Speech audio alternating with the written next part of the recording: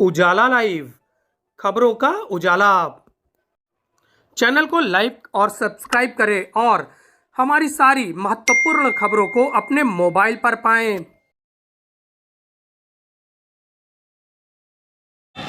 Bharatiya Janata party ने चुनावी बिगुल फूंक दिया है और बिगुल भी ऐसा 195 टिकटों की घोषणा एक साथ कर दी है। नरेंद्र मोदी फिर से काशी से अपनी किस्मत आजमाएंगे। हमारे साथ संगम नगरी प्रयागराज के प्रबुद्ध लोग मौजूद हैं। हमारे साथ आचार्य जी मौजूद हैं जो कि वरिष्ठ पत्रकार हैं। पहले उनसे जानकारी लेते हैं। जो 195 सीट की एक साथ घोषणा की है उसके बारे में क्या कहेंगे आप?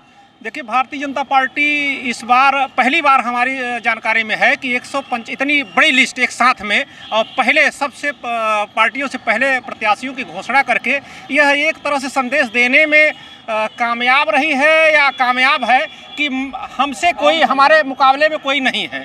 ये संदेश देने में भारतीय जनता पार्टी कामयाब दिखाई दे रही है। इसके पहले समाजवादी पार्टी टिकट घोषित किए थे मेन जगह पर। क्या लगता है आपसे खींचतान के लिए टिकट घोषित हुआ है? समाजवादी पार्टी क्षेत्रीय पार्टी है। यहाँ कोई भारतीय जनता पार्टी नेशनल की बात है, यहाँ क्षेत्रीय पार्टी का कोई मतलब नहीं है। समाजवादी पार्टी और भारतीय जनता पार्टी का कोई तुलनात्मक कोई मतलब नहीं है। हमारे साथ अधिवक्ता भी मौजूद हैं। संतोष कुमार त्रिपाठी जी हमारे साथ मौजूद हैं। क्या कहेंगे आप? आपको क्या लग रहा है? देखिए, चुनाव एकदम सर पे है। सबको मालूम है कि जल्दी ही नोटिफिकेशन होने जा रहा है। सारे राजनीतिक पार्टियों की अपनी अपनी तैयारी है। भारतीय जनता पार्टी देश की बड़ी राजनीतिक पार्टी है और इसकी तैयारी भी बहुत अच्छी है। हम लोग भाग्यशाली हैं कि इसका नेतृत्व देश के यशस्वी प्रधानमंत्री श्री नरेंद्र मोदी जी कर रहे हैं, जो राष्ट्रवाद और सनातन धर्म से परिपूर्ण हैं। ठीक है ना, इन्होंने अच्छी परंपरा डाली है, चुनाव की अच्छी तैयारियां हैं। 195 सीट पे जो घोषणा की है वो पार्टी के हिसाब से बहुत अच्छा होगा और जितनी जल्दी इन्होंने घोषणा की उतनी तैयारी अच्छी होगी और जो आगे चुनाव में जीतने में ये कारगर सिद्ध होगा।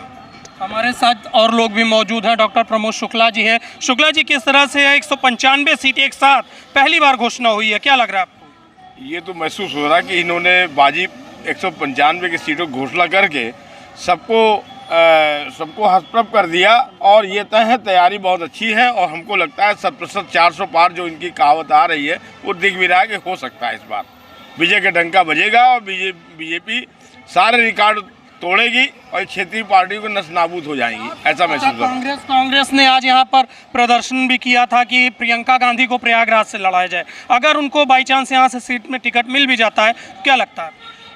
बहुत मुश्किल है। अब की बार यहाँ 80 में एक भी सीट कांग्रेस की आने की उम्मीद नहीं है और चाहे सोनिया लड़े, चाहे प्रियंका लड़े, चाहे राहुल लड़े, सब मामला खत्म हो रहा है। अब केवल भारतीय जनता पार्टी में इस समय योगी और मोदी का नेतृत्व देखा जा रहा।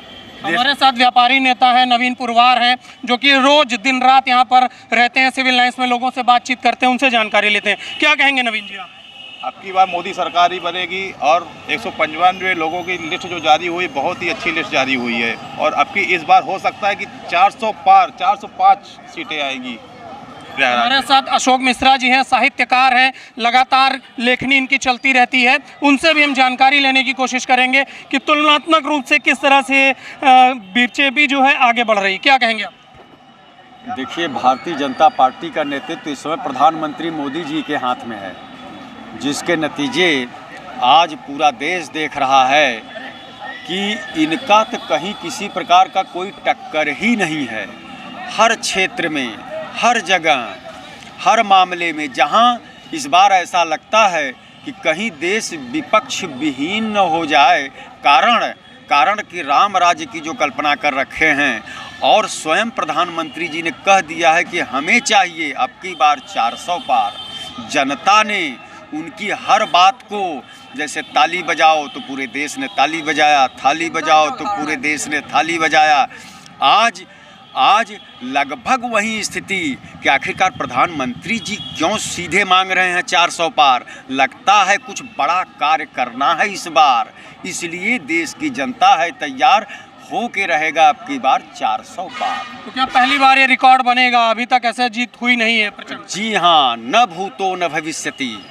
प्रधानमंत्री जी के वही काम हैं कि जो भी वो काम कर रहे हैं आज सब कुछ बिल्कुल निराले ढंग से चल रहे हैं। क्योंकि उनके नेतृत्व, उनकी नीयत, उनकी क्षमता पे किसी देश की किसी जनता को कोई शक रह ही नहीं गया है। अच्छा, यहाँ पर गांधी नेहरू परिवार की सीट मानी जाती है संगम नगरी प्रयागराज, वहाँ से प्रियंका गांधी को चुनाव लड़ाने की बातचीत चल रही है। प्रियंका गांधी लड़ती हैं तो क्या आगे पीछे भी कुछ असर पड़ेगा? ऐसा कुछ भी नहीं, इसलिए कि कांग्रेस, देश की जनता को ये मालूम हो चुका है कि जैसे जैसे कांग्रेस समाप्त होगी वैसे वैसे जो है देश का नेतृत्व और अच्छे ढंग से अच्छा चलेगा।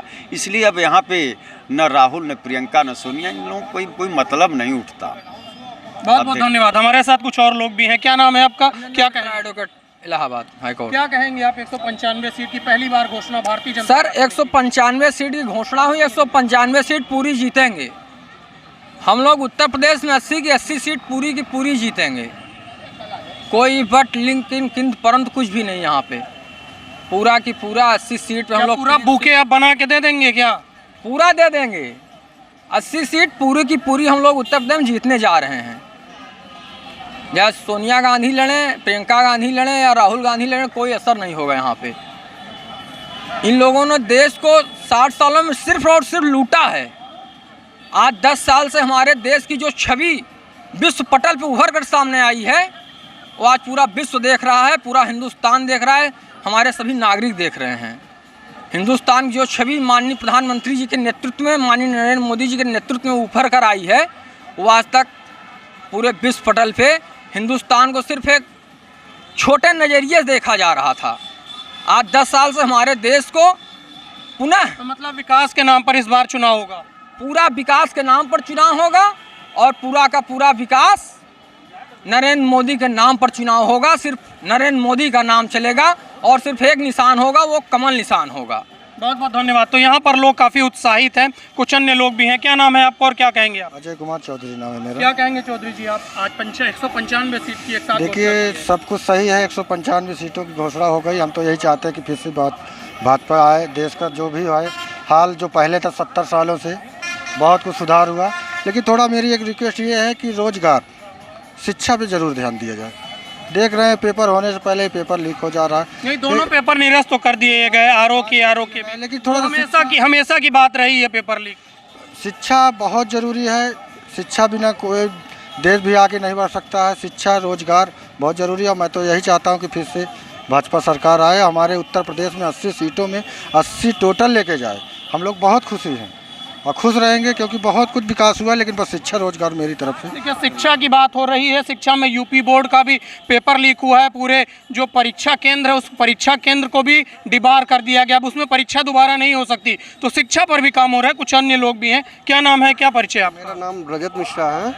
और जो भाजपा बहुत अच्छा काम कर रही है, लेकिन भाजपा से हमको एक चीज़ और कहना है कि जो हमारे नैनी में फैक्ट्रियाँ बंद है, रोज़गार उनको दो। भाई, हमको फ्री गल्ला फ्री नहीं चाहिए, लेकिन हमको फैक्ट्री खोलिए, रोज़गार चाहिए। सिर्फ रोज़गार, विकास चाहिए, रोज़गार चाहिए। फ्री का चीज़ हमको नहीं चाहिए। अगर एक फैक्ट्री खुलेगी तो उसमें 10,000 आदमी काम करेंगे। सिर्फ विकास करे। मोदी सरकार बहुत अच्छा चल रही है। अच्छा से आप डिमांड और कर रहे हैं कि अन्य जगह फैक्ट्री भी लगाई जाए, जो पुराना विकास है वो वापस आए। वो वापस आना चाहिए, तभी देश का विकास होगा। फ्री देने से विकास नहीं होगा। बस जी, देखिए, अशोक जी कुछ बोलना चाहते हैं। सामाजिक कार्यकर्ता भी आप हैं, क्या कहेंगे? देखिए, जहाँ तक आप भाई साहब विकास की बात कर रहे हैं, तो विकास तो हम लोगों ने बचपन में, आप समझ लीजिए कि इतना उम्र हो गया, जितना काम हम लोगों ने अपने जीवन में इस मोदी सरकार में देखा, पहले कभी इतने उम्र हो गए कभी देखा ही। बचपन में जानते थे, सुनते थे हम लोग कि ये सड़क बन रही है, ये सड़क के लिए चक्रोट कटा हुआ है, ये बचपन से जवानी हो गई, मतलब वो देखते ही रह गए। लेकिन आज पूरे हिंदुस्तान में उत्तर से दक्षिण, पूरब से पश्चिम, कहीं भी मिला के अखंड भारत की शुरुआत हो गई। मतलब जो काम मोदी सरकार, तो अब तो कह तो रहा हूँ, न भूतो न भविष्यति। हम दूसरे सरकार की कल्पना भी नहीं कर सकते। एक बार फिर से भारत अखंड भारत बनेगा और बहुत अच्छा कार्य हुआ और हो रहा है। और होता रहेगा ये। बहुत बहुत धन्यवाद आप सभी का। तो जिस तरह से संगम नगरी प्रयागराज की जो जनता है वो लगातार इस बात को बोल रही है कि योगी की सरकार बनेगी, मोदी की सरकार बनेगी, फिर से भारतीय जनता पार्टी आएगी। पहली बार भारतीय जनता पार्टी ने बड़ा दांव खेला है और 195 सीटों पर पहली बार उन्होंने प्रत्याशियों की घोषणा की है। खुद नरेंद्र मोदी वाराणसी से चुनाव लड़ रहे हैं तो गुजरात से अमित भाई शाह चुनाव लड़ रहे हैं। तो बड़े प्रत्याशियों की घोषणा हुई है, अन्य प्रत्याशियों की घोषणा भी जल्द करने की बात भारतीय जनता पार्टी कर रही है। आलोक मालवी, उजाला लाइव, प्रयागराज।